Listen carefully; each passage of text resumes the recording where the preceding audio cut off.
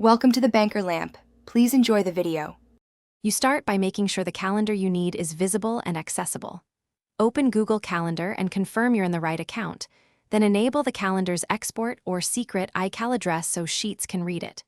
Once done, decide the date range you want, 1 month, 1 year, or custom, because that controls how much data you'll import. Also, note whether you'll combine multiple calendars. If so, collect each calendar's iCal link now, so the next step will go smoothly. Now open a Google Sheet and pick the tab where events will land.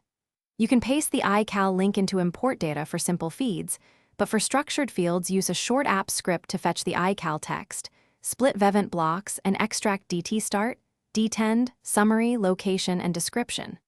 Once parsed, write rows with consistent columns, start, end, title, location, so your sheet is usable. Make sure to schedule the script or use a refresh trigger if you need ongoing up. Finish by cleaning up the sheet. Format date and time columns and confirm the time zone matches your calendar. This prevents off-by-1-day errors.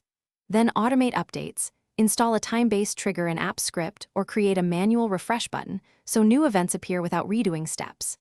If things go wrong, check the iCal link, verify calendar sharing permissions, and inspect the script logs for parsing errors. Those logs explain why a field failed, and fixing one rejects or time zone flag usually resolves the issue. Thanks for watching. If this was helpful, leave a like and consider subscribing. See you next time.